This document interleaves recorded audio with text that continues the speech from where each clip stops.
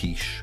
So we're going to start by making the pastry. 175 grams of plain flour goes in with 85 grams of cold butter or margarine, whatever you prefer, they both work. Mix that well with your hands until it becomes nice and crumbly like this. Once you've achieved this crumbly texture, we're going to add 3 to 4 tablespoons of cold water and just bring the dough together. We're going to let that bad boy rest in the fridge for about 30 minutes. Once that's done, we're going to flour our work surface, and don't forget to flour the rolling pin as well.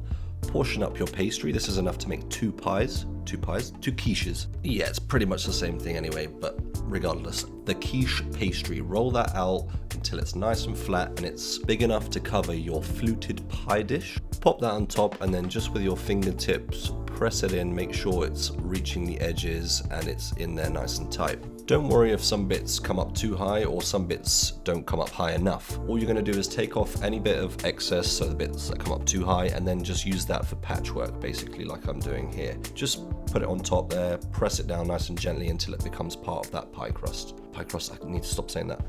Anyway, take your knife, angle it slightly and just trim off any excess. Then you're going to take a fork and just poke the pie crust. Oh my god, I've done it again. Pie crust. Your quiche pastry. You're going to poke it with holes, lay a non-stick sheet, baking sheet, whatever the it's called, and then lay some baking beans on that. With the baking beans, bake it for 10 minutes at 200 degrees, then take those off. So take the baking beans off and then bake it for a further 10 minutes until it's golden brown. Now the Duxelle, sorry, we're behind, let's catch up. Shallots, garlic, I've sweated those down, added in my blended mushrooms with some fresh thyme, and I'm just gonna sweat that out until all the moisture draws out and it looks like Busta Rhymes is rapping. Every time I come a nigga gotta set it, then I gotta go, and then I gotta get it, then I gotta blow, and then I gotta shut it, any little thing a nigga. Once Busta's finished his verse, finish it off with some vermouth and then cook that out. Now let's move on to the chicken. We're gonna take some chicken thighs, skin side down, place that into a nice hot pan, and it should sound like this.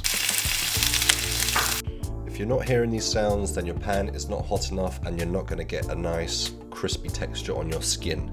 So whack your heat up, then you're gonna season it with some salt, pepper, 5 minutes on that bottom side, with the skin side, sorry. Then we're gonna add in a nice knob of butter, finish it off with some beautiful thyme. Once we flip that over, we're gonna baste the chicken to really maximize the flavor. What do I mean by baste? Just take your pan, tilt it down towards you, take a spoon, scoop up that beautiful flavored butter and just lather it all over that chicken.